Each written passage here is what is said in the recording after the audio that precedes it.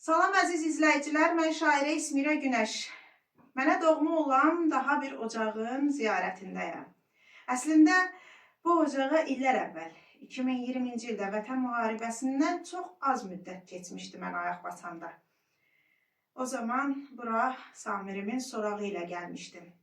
44 günlük Vətən müharibəsində igidliyi ilə dillərdə dastana dönən Samir Mustafayevin sorağına gəlmişdik bu evə. Və hal-hazırda gördüyünüz bu güşə onun şəhidliyindən sonra yaşasaydı bəlkə də bu ev onun bəy evi olardı, bəy otağı olardı.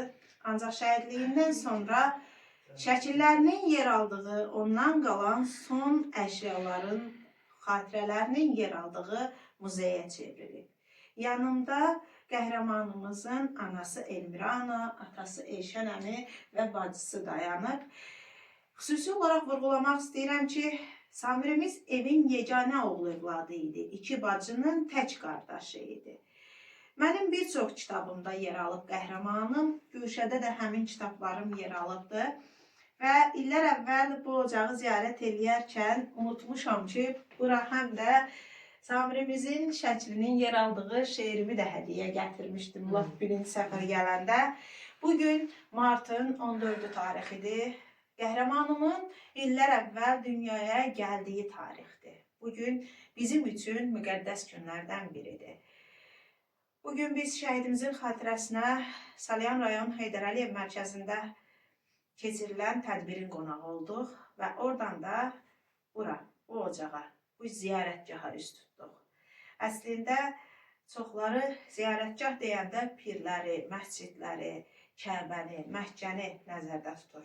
Ancaq mənə görə ziyarətgah, ziyarət olunmalı olan ən müqəddəs ocaqlar məhz elə şəhidlərimizin doğulub boya başa çatdığı evlərdir. Çünki bu evlərdən qəhrəman çıxıb, bu evlərdən pəhləvan çıxıb, igid çıxıb. Elə bir igid ki, düşməni bir zərbəsi ilə susturaraq Qarabağ torpaqlarında azadlıq zəngini çaldırıb.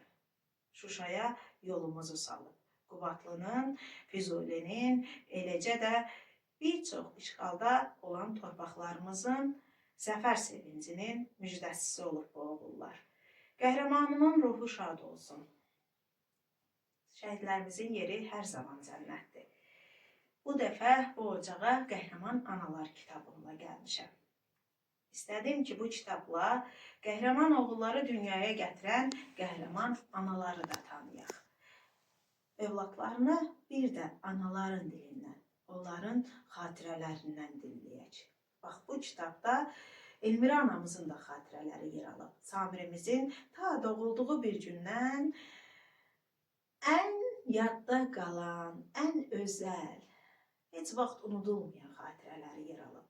Həmin xatirələrdən bircəciyini deyəcəm sizə. Mənim qəhrəmanım təkcə silahla hünərini göstərməyib.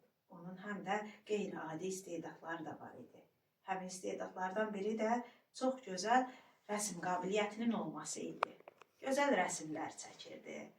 Ancaq o qədər utancaq uşaq olub ki, çəkdiyi rəsmləri heç kəsə göstərməyib.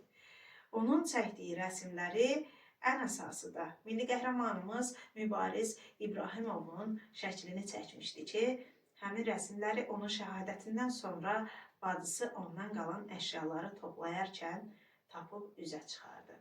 Ruhu şad olsun qəhrəmanımın və istəyərdim ki, az da olsa şəhidimi dünyaya gətirən anası, onun əziyyətini çəkən, əlləri qabarlı atası və bu günə qədər 5 ildir qardaş həsrətini ürəyində daşıyan bacısı az da olsa xatirələrini paylaşsın bizimlə.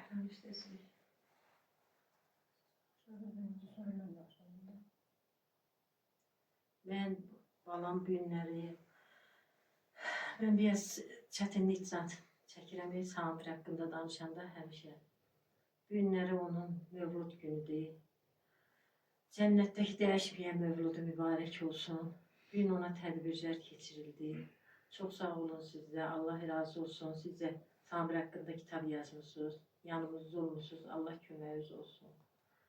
Samir haqqında çox danışaram, ancaq ki, biraz həyəcanlıyam.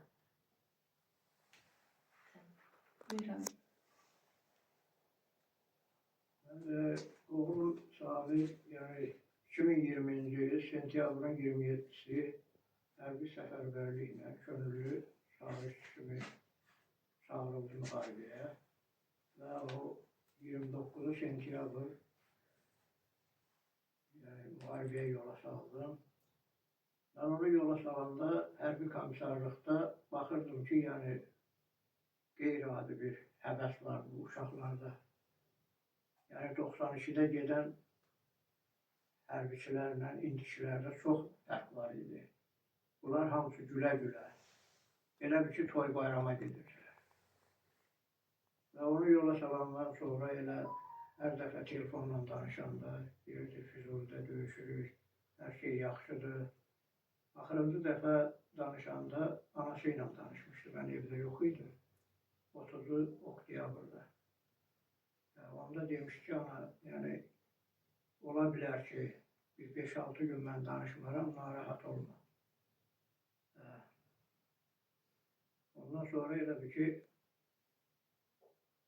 sən demə, anası bilirdi, o səs-küy eşitmişdi orada. Deyib, nədir, deyib, heç bir şey yoxdur, yəni elə belə uşaqlardır.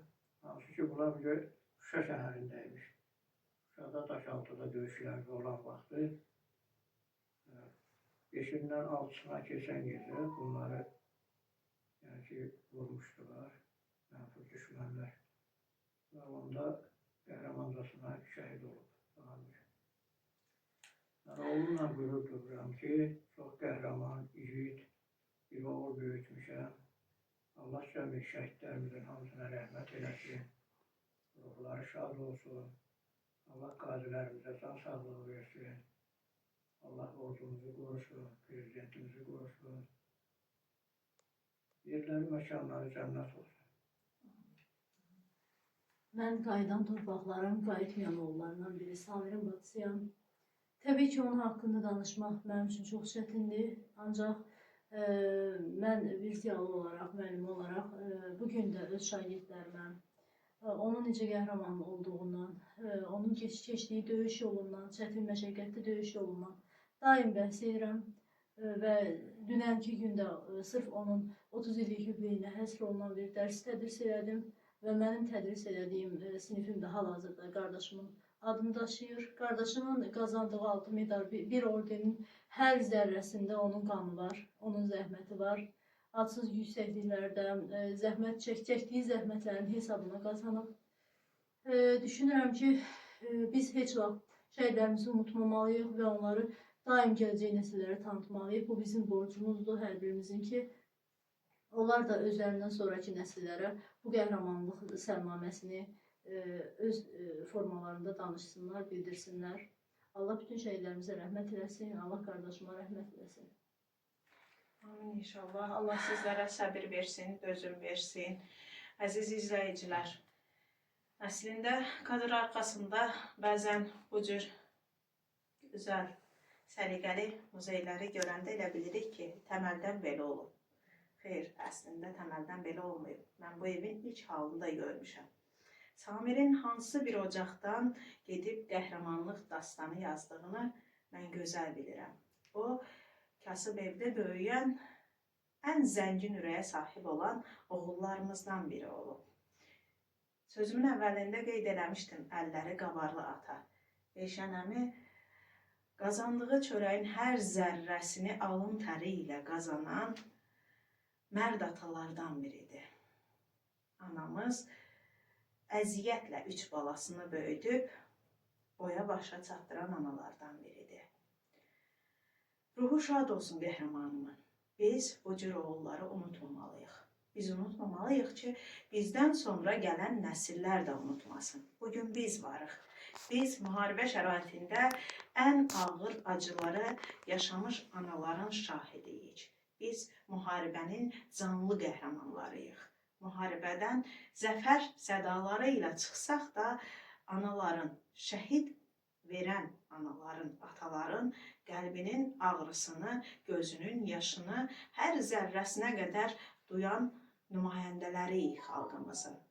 Bizdən sonra gələn nəsillərə isə bu qəhrəmanları bizlər tanıtmalıyıq. Ruhu şad olsun igidimin. Mənim də məqsədim məhz onları kitablara salmaqla gələcək nəsillərə tanıtmaqdır. Mən əminəm ki, hələ neçə əsr gələn nəsillər o igidlərimizin heç birini unutmazlar. Çünki bugün əgər Azərbaycan bütöv Azərbaycandırsa, onu bütöv edən məhz belə oğullarımızdır. Ruhun şad olsun qəhrəman. Cənnətdə dəyişməyən mövludun mübarək olsun. Amin.